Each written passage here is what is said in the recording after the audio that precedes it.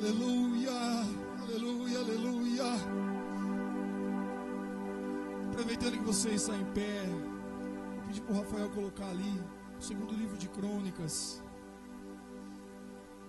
O segundo livro de Crônicas, no capítulo 14.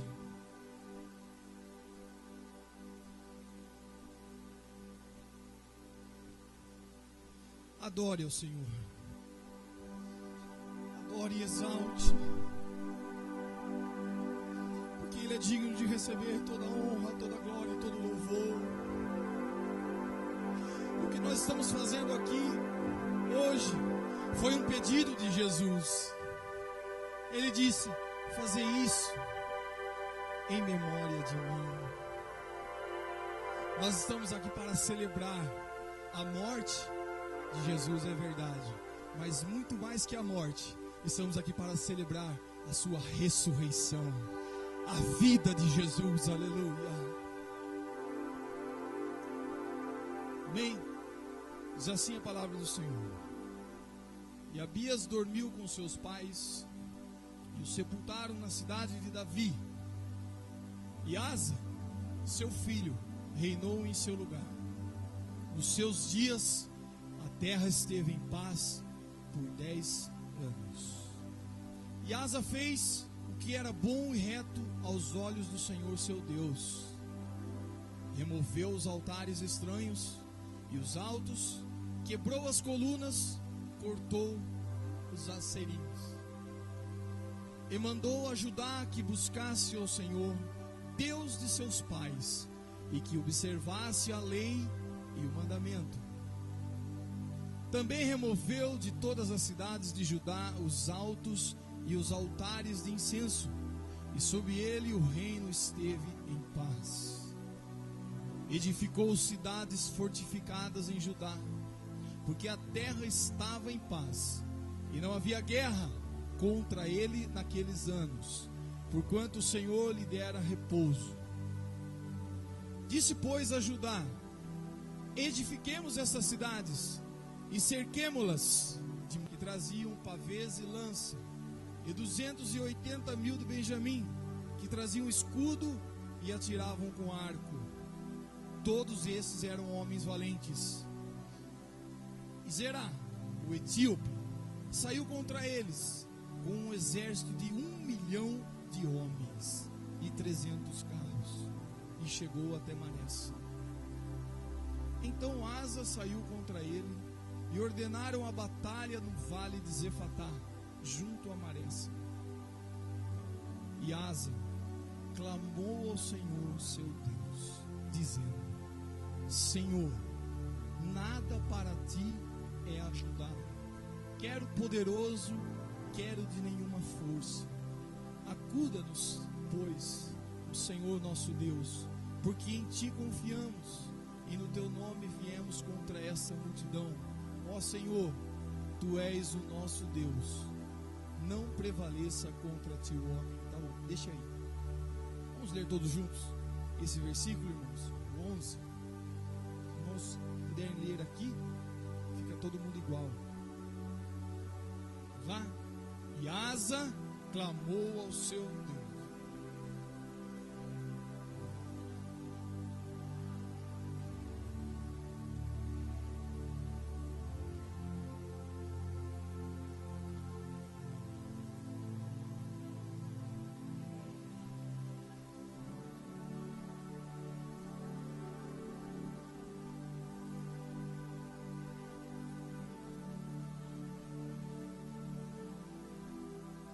Senhor, meu Deus e meu Pai, estamos reunidos aqui nessa noite, ó Deus, para celebrar a Santa Ceia. Viemos aqui, ó Deus, para atender um pedido de Jesus, fazer isso todas as vezes em memória de mim. Estamos aqui porque o Senhor Jesus venceu a morte, venceu o pecado, venceu Satanás, venceu a enfermidade, venceu a doença, venceu os problemas, venceu as dores, porque Jesus venceu todas as coisas. Por isso estamos aqui nessa noite, e nós estamos aqui para te agradecer, Jesus, pela vitória. Estamos aqui nessa noite para te agradecer pela vitória em nossa vida. Nos ajuda, fala conosco, Senhor. Queremos ouvir a tua voz. É o que te pedimos em nome de Jesus. Amém. Toma o seu assento, querido.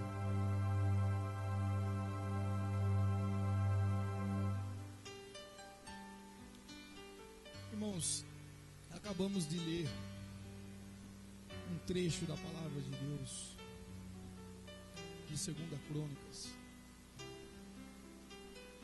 E eu particularmente sou um fã das histórias dos reis de Israel. Gosto muito, porque aprendo muito com as histórias dos reis. Aprendo muito com a história do povo de Israel. Às vezes nós, quando olhamos para o livro de Reis, de Crônicas e de Samuel, talvez numa primeira leitura superficial nós encontremos ali apenas histórias. E eu sei que tem muita gente que não gosta de história. Eu me lembro quando eu estudava no colégio, tinha gente que tinha pavor de história. Não é o caso do pastor Gessé. É um homem que sempre amou história, tanto que virou professor de história. Mas a Bíblia Sagrada, do Gênesis ao Apocalipse, traz ensinamentos, traz verdades, traz recomendações, traz lições. E nesse trecho que acabamos de ler sobre o rei Asa, a Bíblia conta a história desse homem, e eu consigo enxergar na história, nesse trecho da história de Israel, do povo de Israel e do rei Asa, muita coisa que eu consigo aplicar na minha vida. E eu me prendo muito e perco tempos imaginando como aconteceu. E o trecho que nós acabamos de ler diz que Asa havia perdido seu pai, o rei Abias, e ele reinou em seu lugar. E a Bíblia diz que quando Asa reinou, a terra esteve em paz durante 10 anos. E isso na época era um artigo meio de luxo, estar em paz durante 10 anos. Porque aquele povo vivia em guerra. Parece que até hoje é assim, né? Não é? Até hoje está assim. A guerra não para. É verdade ou não é? O que nós temos assistido na televisão nesses últimos dias é o Hamas fazendo túnel, enviando míssil, e Israel cortando os mísseis, respondendo, e morre gente daqui, morre gente dali. É uma luta constante contra aquele povo. E isso vem de tempos remotos. Essa data aqui data de mais de 1000 anos antes de Cristo. Por volta de 1000 anos, mais ou menos, antes de Cristo. Antes de Cristo. E a guerra já estava sendo travada. A guerra contra o povo de Deus, ela não para. Por isso, irmãos, nós temos que entender quem aqui é povo de Deus. A guerra não para. A guerra contra a minha vida, ela não para. A guerra contra a sua vida não para. Ela pode ter tempos de paz, amém? Tempos de refrigério, mas a guerra não para. E foi o que aconteceu com o rei Asa. A Bíblia diz que a terra esteve em paz durante 10 anos, e Asa fez o que era bom e reto aos olhos do Senhor. Durante o tempo de paz, o que eu mais presto atenção no rei Asa foi que no tempo de paz, ele começou a restaurar as coisas em Israel. A Bíblia diz que ele fez o que era bom e reto aos olhos do Senhor. Ele tirou os altares dos deuses estranhos, os altos, queimou as imagens, cortou os bosques. Isso tudo eram consequências de reis antepassados que haviam permitido que Israel entrasse numa idolatria, que Israel entrasse por um caminho diferente, um caminho que os afastou longe do Senhor. E muitas vezes nós, quando estamos em momento de aflição, de tribulação, é que procuramos ao Senhor, e é normal. A Bíblia diz que o Senhor estaria conosco na angústia e nos livraria.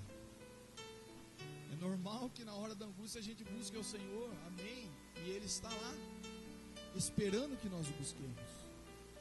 Mas Asa, no tempo de paz, ele mandou que Judá buscasse ao Senhor, seu Deus, Deus dos seus pais, que observasse a lei e os mandamentos. Tirou de todas as cidades de Judá os altos, as imagens, e a Bíblia diz que sobre ele o reino esteve em paz. E ele fez mais. A Bíblia diz que nesse tempo de paz, ele edificou cidades fortificadas em Judá, porque a terra estava quieta, não havia guerra contra ele naqueles anos, porquanto o Senhor lhe dera repouso. Às vezes nós, quando estamos vivendo momentos de repouso na nossa vida, momentos de paz, não aproveitamos o momento para edificar. Quando estamos vivendo um momento de paz, nós corremos o risco de entrar num engano e achar que está tudo bem. E como é que diz? Hoje em dia as pessoas falam tanta gíria que você acaba até se perdendo. Mas diz o meu irmão, você fica de boa na lagoa. Sempre me fala assim também. Fica de boa na lagoa. Fica de boa na lagoa, irmãos, porque o tempo é de paz, mas é tempo de edificação. É tempo de tirar das nossas vidas aquilo que nos afasta do Senhor. É momento de reflexão. Deus nos dá esses momentos para nós refletirmos e reavaliarmos a nossa vida, para que possamos estar prontos para aquilo que o Senhor quer da nossa vida. Porque é que Deus nos deu esse momento de paz. Asa fortificou as cidades e disse para Judá: edifiquemos essas cidades e cerquemo-las de muros, de torres, de portas e ferrolhos, enquanto a terra ainda é nossa, pois buscamos ao Senhor nosso Deus. Buscamo-lo e deu-nos repouso em todos os lados. E a Bíblia diz assim: edificaram e prosperaram. Quantos aqui buscam ser prósperos? Levanta sua mão. Quem disser que não busca a prosperidade na sua vida, está mentindo. Todos nós buscamos ser prósperos. Queremos a prosperidade na nossa vida, mas a prosperidade, ela vem de Deus para as nossas vidas. E a Bíblia diz que eles edificaram e prosperaram.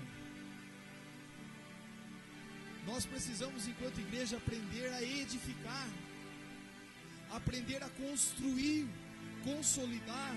A Bíblia fala que eles edificaram muros, que eles edificaram torres, portas e ferrolhos. Quando a Bíblia fala de muro, quando fala da edificação de muro, fala de proteção. É momento, queridos, de nós nos protegermos, de nós edificarmos os muros, para que possamos estar protegidos. Quantas vezes e quantas situações nas nossas vidas fazem com que os muros caiam, fazem com que nós fiquemos desguarnecidos, desprotegidos. mas é tempo de edificação dos muros, de edificação das torres, das portas e dos ferrolhos. Deus está nos dando um tempo para edificação, para que possamos nos reerguer, para que Ele possa fazer ainda mais conosco. Deus quer fazer muito mais. Muitas pessoas perguntaram e até questionaram como que uma igreja como essa, desse tamanho, conseguiu hospedar pela 4ª vez uma convenção que já tem um nível nacional e até internacional, podemos dizer. A Comadesp, ela tem um nível nacional, não só estadual.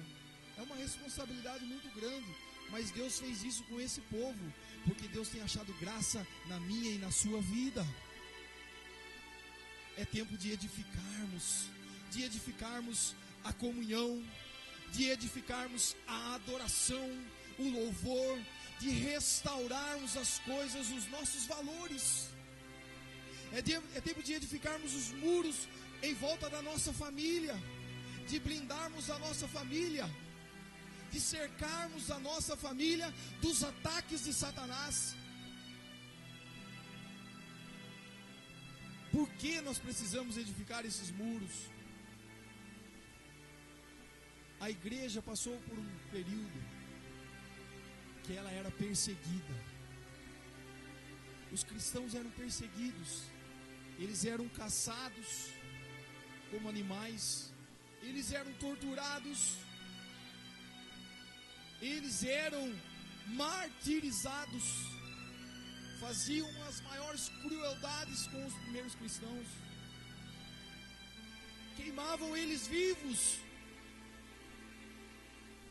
cortavam as suas cabeças, entregavam eles para serem comidos pelas feras em arenas como show.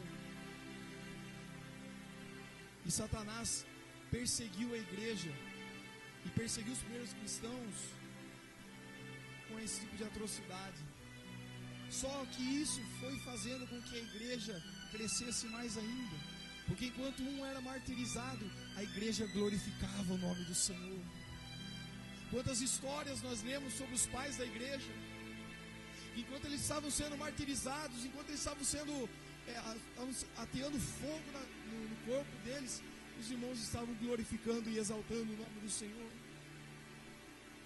O cristianismo se espalhou e a estratégia de Satanás não deu certo. E hoje, Satanás não queima ninguém vivo mais. Hoje, ele não pega você e não entrega as feras. Satanás tem usado de formas e táticas diferentes para derrubar os muros da igreja, para derrubar os muros da nossa vida, para derrubar os muros do ministério, para derrubar a nossa vida, através da frieza espiritual. Ele vai minando os muros do conformismo, do achar que tudo está bem e que na nossa vida não há necessidade de participar do culto de oração. Para que participar do culto de oração? Orar em casa. Para que participar da escola bíblica dominical? Isso é uma chatice. Esses pastores ficam inventando moda. Saiba, querido, que tudo o que você faz na igreja, juntamente com o seu irmão, você está edificando. Você veio no culto de oração, você dobra o seu joelho e ora com o seu irmão e dá a paz do Senhor para ele. Você está edificando a comunhão. E uma igreja edificada na comunhão, Satanás não consegue derrubar os muros da comunhão.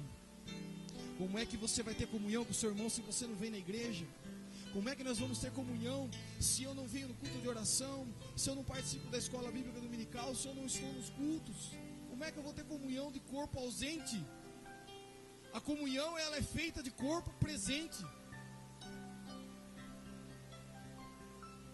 A igreja cresceu na comunhão. Olha lá em Atos. O poder do Espírito Santo veio sobre a igreja. mas a igreja crescia na comunhão que os irmãos tinham, partindo o pão e estando uns com os outros. Existe coisa mais gostosa, queridos, que estarmos num culto como esse aqui e lembrarmos o que Jesus fez quando Ele reuniu os seus discípulos e disse assim: esse pão, esse aqui é a minha carne, tomai isso, comei, fazer isso em memória de mim.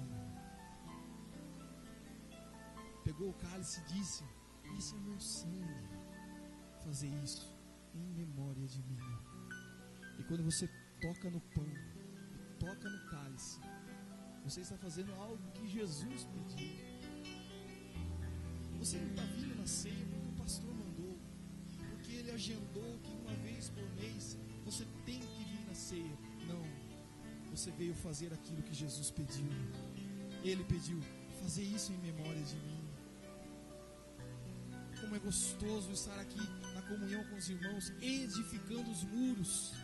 Queridos, é tempo de nós edificarmos os muros, as torres, as portas, os ferrolhos. É tempo da igreja edificar para que haja prosperidade. Porque quando a igreja começa a edificar, começa a restaurar os muros, começa a restaurar a comunhão, a adoração, começa a ter uma rotatividade de comunhão. Eu não estou dizendo aqui uma rotatividade de mesmice, de estar na igreja terça, de estar na igreja quinta, sábado, domingo, de estar por estar. Não, eu estou falando de estar aqui para adorar o Rei dos Reis e Senhor dos Senhores. Porque toda vez que eu venho para a igreja, eu venho para adorar e exaltar o nome do Senhor Jesus. Eu venho para ter comunhão com meus irmãos, e na comunhão o Senhor recebe a nossa adoração. Aleluia. É tempo de alcançarmos a verdadeira prosperidade. E a Bíblia diz, queridos, que Asa tinha um exército de 300.000 homens de Judá e mais 280.000 de Benjamim. Eram 580.000 homens. É muita gente. É mais que a cidade de Piracicaba. Mas a Bíblia diz também que o rei da Etiópia, Zerá, veio contra eles com um exército de 1 milhão de homens. Isso assusta. Isso assusta, porque para cada judeu tinha dois. E eles ouviram a notícia que aquele grande exército de 1 milhão de homens estavam vindo, com 300 carros e 1 milhão de homens vindo para lutar contra Israel. E eles ordenaram a batalha no vale de Zefatá, junto a Maressa. E estavam lá, pareado 1 milhão de homens contra 580 mil. Por mais otimista que alguém possa ser, olhando a situação, parecia algo, uma calamidade. Porque como vencer um exército de 1 milhão de homens, 300 carros? Os carros naquela época faziam muita diferença, porque ele vinha atropelando todo mundo. Eu não posso falar de atropelar que eu fico. Então, muda essa palavra. E aquela situação trouxe um desconforto muito grande. Porque imagine o rei falando: e aí, rapaziada, vamos sair para a luta, vamos guerrear, vamos combater, nós vamos lá, vamos vencer. A gente tem 500 mil, eles têm 1 milhão. Desanima qualquer um. É desanimador. Era uma situação de revés, uma situação contrária. E quantas vezes eu pergunto para mim mesmo e pergunto para você: quantas vezes eu e você não nos encontramos em situação de desconforto? Quantas vezes eu e você não nos encontramos em uma situação de embaraço? Não nos encontramos em uma situação de impotência. Eu passei por uma experiência terrível semana retrasada. Ao sair daqui da igreja, com o meu carro, vim pegar alguns equipamentos. Estávamos indo lá para o clube, para a convenção, na quarta. Eu saí com o meu carro e descendo ali, um pouco depois da padaria, eu atropelei um homem. Tive uma sensação, eu nunca tinha tido uma sensação dessa na minha vida. Nem quando o Murilo foi atropelado. E eu vi o Murilo sendo atropelado. Ele tinha 4 anos. Quase 4 anos. O tamanho da Melissa. Eu vi ele sendo atropelado lá no Paraguai. Foi uma sensação de impotência, de não poder fazer nada, porque já tinha acontecido.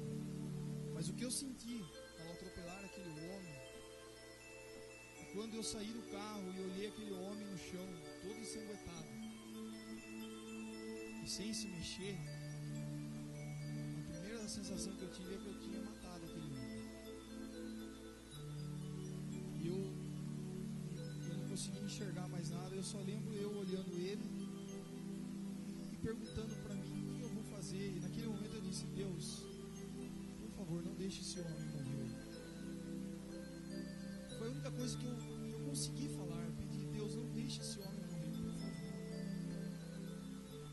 E naquele mesmo instante eu voltei no carro, peguei o telefone e liguei para o pastor Gessé e o pastor Juscelino. Acho que eu assustei mais eles ainda, porque eu achei que o homem tinha morrido. E eu não podia fazer nada. Não podia mexer, porque você tem que esperar o resgate chegar. E a minha sensação de impotência, de embaraço, de não saber o que fazer foi tão grande, que eu comecei a entrar em desespero. Aí eu entrei em choque. E aquele monte de gente chegando, eu nunca vi, gente. Brota gente do chão, assim. Quando acontece uma coisa assim, um atropelamento, é incrível. Começa a brotar gente do chão. Começa a aparecer gente do chão, assim. Nasce gente. Desce gente da árvore. Vem gente do lugar. E eu vi todo mundo vindo do mar, assim. E eu pensei: agora eu vou ser inchado. Porque aquele homem tinha vindo do mar também. Mas enfim. Naquele momento o pastor Gessé e o pastor Juscelino oraram. Liguei para minha mãe também, ela se colocou de joelho. Ela, meu cunhado, o pastor Eliel. Todos começaram a orar naquele momento. E eu creio, irmãos, que aquela oração salvou a vida daquele homem. Porque o vidraceiro foi tirar o vidro do meu carro lá para trocar. E ele falou assim: eu nunca vi isso. Faltou pouco para o homem entrar dentro do carro. Abriu o vidro assim, com a cabeça dele. E ele não quebrou nada. Não quebrou uma perna, não quebrou. Né, Charles? Charles foi lá ver ele. Ele teve assim os ferimentos no rosto, né? Mas não quebrou o braço, não quebrou a perna. Irmãos, nesse momento, naquele momento, eu lembrei do Salmo 121. Eleva os meus olhos para os montes. De onde me virá o socorro? Embora eu tivesse ligado com os pastores e com a minha mãe, mas ali eu estava sozinho. E o meu socorro veio do Senhor. Tenho certeza que o Senhor colocou a mão ali e salvou, livrou a vida daquele homem. Eu agradeci a Deus e sou grato a Deus até agora pelo livramento. O que eu quero dizer com isso é que existem momentos que nós passamos que não tem ninguém que possa fazer nada por nós. Nem pai, nem mãe, nem pastor, nem irmão. Existem situações na nossa vida que é só você olhando mesmo para o alto e sentindo que o seu socorro vem do Senhor. E eu acredito que Asa, naquela situação, sentiu mesmo. Porque no versículo 11 ele diz assim: Asa clamou ao Senhor seu Deus e disse: Senhor, nada é para ti. A ajudar, quero poderoso, quero de nenhuma força. E ele disse: ajuda-nos, Senhor, nosso Deus, porque em Ti confiamos, e no Teu nome viemos contra essa multidão. Senhor, Tu és o nosso Deus, não prevaleça contra Ti o homem. Não há homem que possa prevalecer contra o Senhor. Não há força nesse mundo que possa superar o poder de Deus. E Asa clamou a Deus por socorro. Asa clamou a Deus por ajuda. Eu quero dizer para você que nós somos carentes da ajuda do Senhor. Nós somos carentes da mão do Senhor na nossa vida. Nós precisamos que a mão do Senhor esteja estendida sobre nós, para nos livrar, para nos carregar. Existem momentos que apenas o toque da mão de Deus serve de consolo, serve de conforto, serve de abrigo, de proteção.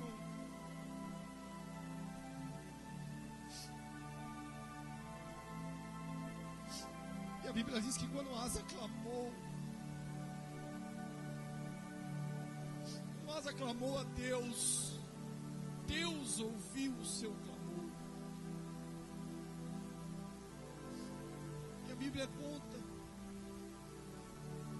Deus mesmo desbaratou aquele exército de 1 milhão de homens. E os 580 mil homens de Judá não fizeram nada. Somente com seus olhos eles olharam e viram a mão de Deus estendida sobre eles. Tem momentos na nossa vida que é momento de parar e ver Deus trabalhar. Tem momento na nossa vida que não é momento de nós fazermos as coisas.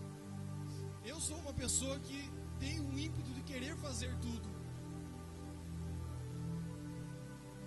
de colocar na minha mão e fazer tudo que as coisas façam. E naquele dia lá, Deus colocou numa situação e disse: você não pode fazer nada.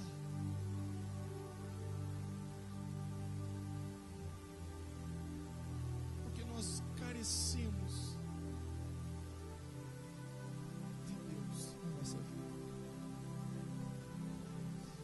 preciso de Deus na minha vida. Por isso, para mim, estar aqui hoje e fazer o que Jesus pediu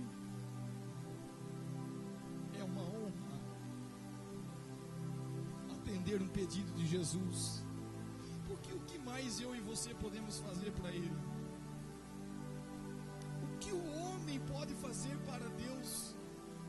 Nada. Mas pode atender o pedido de Jesus.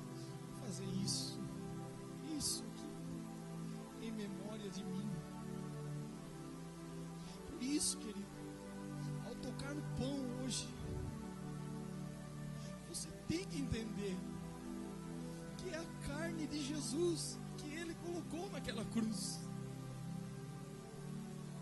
Que ao tocar no cálice é o sangue de Jesus derramado naquela cruz. Para quê? Eu e você tivéssemos vida,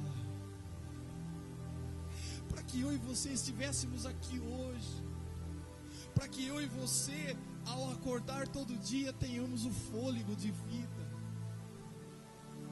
Por isso devemos ser gratos a Deus, e por isso devemos entender que existem situações na nossa vida que nós não podemos fazer nada. Porque se nós fizermos, nós vamos atrapalhar o agir de Deus. E Deus quer trabalhar na minha e na sua vida, amém? Deus quer trabalhar na minha vida. Deus quer trabalhar na sua vida. E Ele já está trabalhando. Se coloque em pé nesse momento.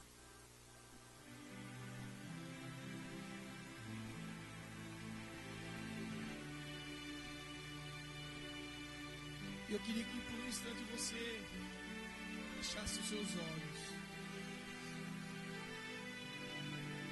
com seus olhos fechados, você agradecesse a Deus e agradecesse ao Senhor Jesus, porque você está aqui hoje.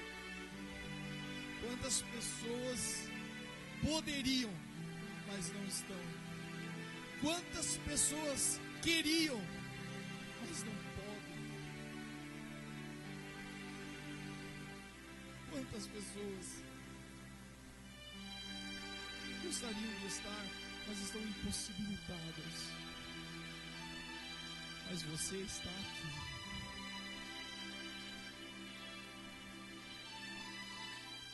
Eu gostaria que você orasse, clamasse a Deus, pedisse perdão. Quantas vezes nós tomamos a Santa Ceia displicentes, não dando devido valor, pelo fato de ter Jesus pedido e pelo fato dele ter morrido ali naquela cruz. E como Deus deu o livramento para o povo de Israel e para o rei Asa, Deus está falando aqui nessa noite que Ele vai te dar livramento. Deus está livrando, quebrando cadeias nessa noite. Deus está quebrando cadeias, correntes e amarras. Em nome de Jesus, libertando. E isso só é possível pelo poder da palavra de Deus. Se essa palavra está entrando no seu coração, Deus está trabalhando de forma tremenda. Para que possamos sair daqui dessa noite edificados. Edificados na palavra.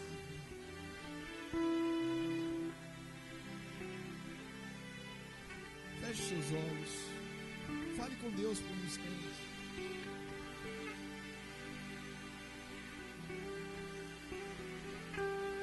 Eu não vou chamar ninguém aqui na frente.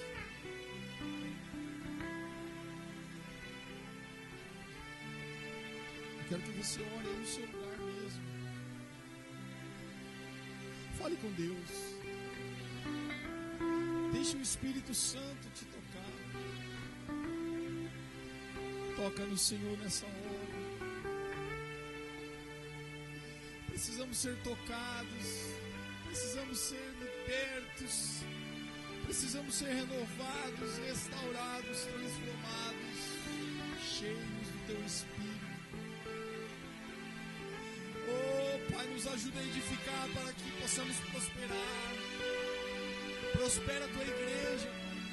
Prospera os Teus filhos. Na família. Prospera os Teus filhos, Senhor. Profissionalmente. Prospera, Senhor. Emocionalmente. Prospera, Pai, psicologicamente. Prospera, Senhor, cada um dos Teus filhos aqui nessa noite. Nos ajuda, vamos tomar a Santa Ceia, Senhor. Vamos atender o Teu pedido, fazer aquilo que o Senhor pediu. E que ao tomar essa Santa Ceia nessa noite, possamos sentir o fluir do Teu Espírito Santo, transformando as nossas vidas. Em nome de Jesus. Em nome de Jesus.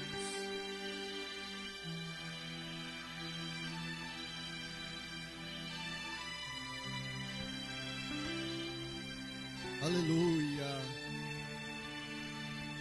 Nós vamos agora participar da Santa Ceia.